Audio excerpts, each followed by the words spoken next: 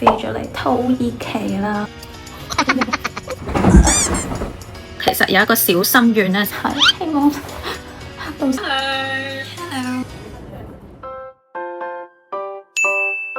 Hello， 大家好耐冇見，咁咧背景又唔同咗啦，就因為咧我又唔喺屋企啦，今次咧飛咗去邊度？就係飛咗嚟土耳其啦。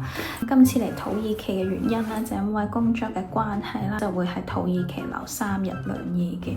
今次呢段片咧就諗住好 casual 咁同大家去傾下偈，傾下最近一啲返工嘅狀況啦。咁身為一個 INFJ 咧，我最驚就係啲職場上面嘅社交場合啦。咁譬如嚟到呢啲 business trip 咧，就好多時候要 networking 啊，要同人講嘢。咁對於我嚟講咧，我係嚟呢個 trip 之前咧就會好焦慮。咁一嚟可能驚自己無啦啦喺一啲社交場合講錯嘢，變咗一個鉗撚啦。咁我唔知係得我個人係咁啊，定係有其他 I 人都係咁啦。聽日咧就要由朝早9點咧就去開會啦，開到晏晝5點。咁5點之後咧就會再同佢哋食晚餐嘅。係希望到時有人拯救呢個好 I 嘅我咯。如果你都喺英國或者歐洲做嘢，亦都係 I 人嘅話咧，歡迎同我講下你平時係點應對呢啲 social 嘅場合。我嘅 room service 嚟咗啦，今晚就係食羊肉，哇，佢睇落好好味。呢係 lamb chops by the way， 好好味啊！我食完嗰個 lamb chop 唔夠飽，所以就嗌咗一個湯。好彩佢有送麵包嘅啫。咁我快啲食啦，因為已經差唔多11點啦，喺土耳其，我要12點半或者1點之前瞓覺。咁好啦，我哋聽日再見。The next day， 而家係朝早嘅8點09分，咁我準備咧就會落去食早餐啦。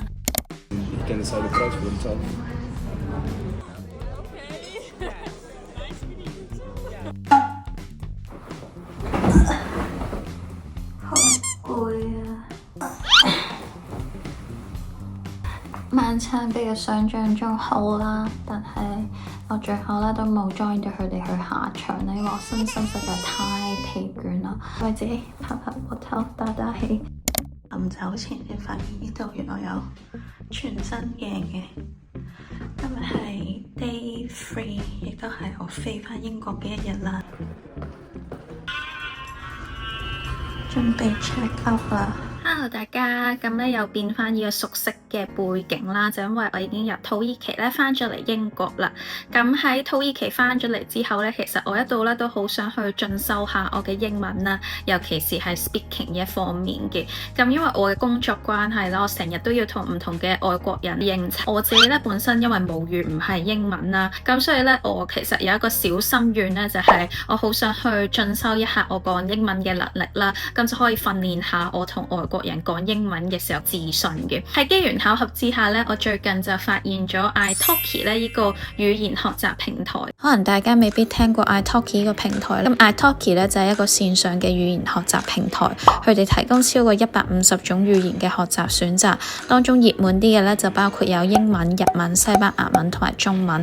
咁例如就我而言啦，因為我而家最想進修嘅咧就係我嘅英文 speaking。有平台咧就會就你揀嘅語言咧就問翻你嘅英文水平大概係去到邊一個程度啦。咁我嘅話咧我就係應該係 B2嘅，咁我就會想係同外國人有一啲進一步嘅對話啦，咁就揀翻，然後亦都會問翻你最主要嘅原因係點解會想學呢個語言。之後咧平台就會因應翻咧你揀嘅興趣，咁去篩選翻一啲導師啊同埋課程俾你。而平台上面咧老師嘅選擇都相當之多啦，大家就可以跟翻自己嘅興趣程度或者邊個老師合眼緣呢，咁就揀翻一個適合自己嘅老師啦。而呢個平台上面嘅所有老師咧嘅教學經驗都相當之豐富，咁大家就可以根據翻唔同老師嘅收費標準啊、教學重點或者佢嘅教學經驗而做翻一個選擇。咁如果係對某啲導師咧係想佢哋嚟自唔同嘅國家咧，呢度都可以揀翻啦。例如可能學韓文嘅時候，大家會上一個識講中文或者英文嘅韓文老師。而因為咧我自己今次想進修我嘅英文 speaking 啦，所以我就會注重咧去揾翻一啲英文係母語嘅老師啦。咁我揾嘅地方就可能多數係去偏向英國嘅時區。咁我而家咧就即刻去揾一個適合我自己嘅老師咧，然後就 book 我第一堂嘅英文堂啦。咁 lesson category 咧，我就可以揀翻可能 pronunciation、speaking、conversation practice。喺 price 度可能揀翻一個唔太貴嘅 price， 咁可能係睇下20-30蚊。咁 teacher 咧，我就可以 from 翻 United Kingdom。咁其實都好多老師可以揀噶啦。而我最後咧就揀咗一位叫 Renata 嘅老師啦。咁咧，相信大家咧應該都會有興趣睇下我啲上堂嘅畫面。咁我哋而家咧就即刻去片 ，Go go。Hello. How are you? I'm good. And you? I'm good as well, thank you. Nice to meet you. So since it's our first lesson, we'll just do a bit of an introduction just to get to know each other. Does that sound good? Yeah, that's fine. Yeah. I'm from Hong Kong and I currently live in the UK.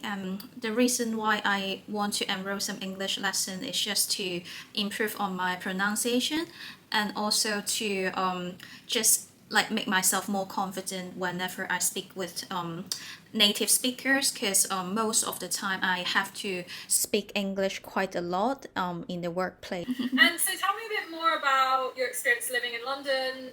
Did you move to London for your job or did you just want to move to London in general? I actually moved here 4 years ago, so it was 2021, so just right after I graduated from uni. So I came here with a working holiday visa. Yeah, I'm not sure if you've ever heard of this. Later.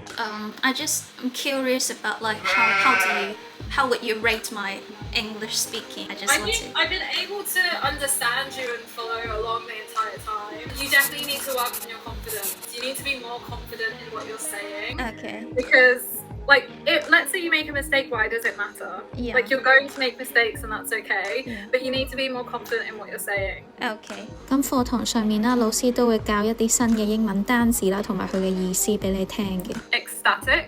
Extremely happy or excited. And outcry. A strong protest. Are there any questions regarding any of the words in this exercise? Any confusion at all? Just on outcry, what do you mean by strong protest? So imagine if you get like really bad news. Yeah. And you're screaming it from your lungs that you're so upset about this and your like sadness is coming out of you really strongly. 咁接落嚟咧，我就想講下我上咗幾堂英文堂之後嘅一啲感受嘅。咁第一個轉變咧，就係我覺得自己講英文嘅能力咧係冇想像中咁差啦。咧我都有訓練到一啲同外國人去傾偈時候嘅自信，因為咧每一堂咧其實同老師嘅話題咧都比較 random 啦，所以其實咧我都有學到一啲譬如 small talk 嘅技巧啊。咁呢啲對於譬如我遲啲咧職場上要應酬咧，都會提升到我少少嘅自信心。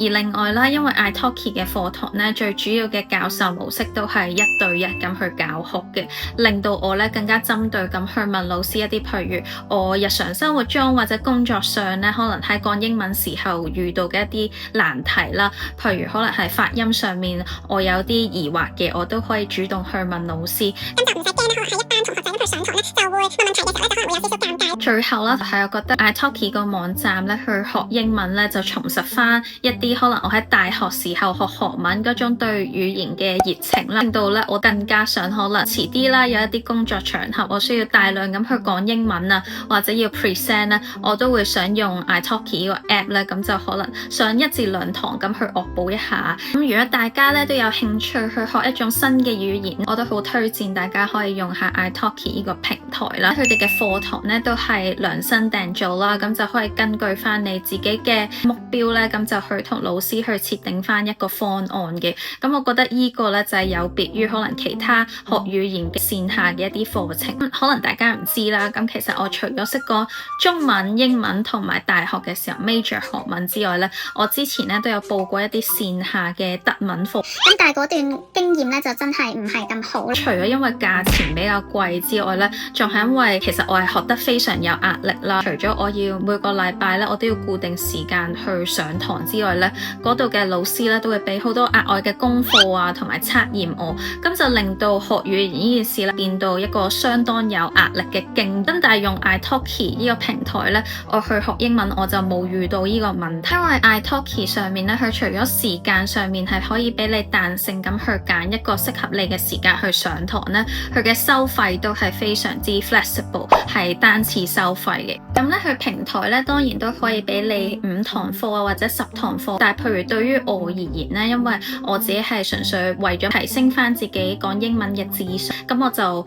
幾 prefer 去呢個單次收費嘅模式。大家咧都可以根據翻自己嘅需求咧去揀一個適合自己嘅課程啦。咁喺時間上面咧同金錢上面咧 italki 都唔會造成太大嘅壓力，而且咧我覺得 italki 咧都幾適合一啲可能 budget 有限嘅人啦，譬如啲想學一種新嘅語言，但係又未知道自己對嗰種語言有冇太大嘅興趣嘅人。因為咧佢一堂其實嘅收費咧真係唔算太貴啦，平均啦我自己上嘅老師咧就可能係8磅到10磅，可能係比你去倫敦食一餐飯咧仲要平。其實將呢個錢咧去投放喺自己身上做一個小投資，我都覺得係一個非常好嘅選擇。咁同埋啦，我覺得佢有一個賣點咧，就係佢嘅課程其實全部都係為自己量身訂做啦。你上完第一堂之後咧，你有啲地方係唔中意嘅話咧，都可以同老師去講翻，就唔使同其他學生咧就攤分一堂嘅時間。如果咧睇緊片嘅你咧都有興趣學一個新嘅語言啦，或者都有一個專屬嘅優惠碼，就俾翻我嘅 subscriber 啦。咁就係首節課堂咧就有呢個滿10蚊啦，就贈5蚊嘅優惠。咁名額咧就得50個嘅啫。咁我已經將詳細嘅資訊咧就擺咗喺樓下嘅 description box。咁冇錯啦，咁呢段片咧就嚟到尾聲啦，大家咧就記得 subscribe 我呢個 channel 啦，因為咧我睇翻後台嘅資訊係有大概咁多人咧係未 subscribe 嘅。咁同埋 follow 我嘅 Instagram 啦，咁我就會分享一啲我喺英國嘅生活啊或者工作嘅資訊嘅。咁我哋下條片再見。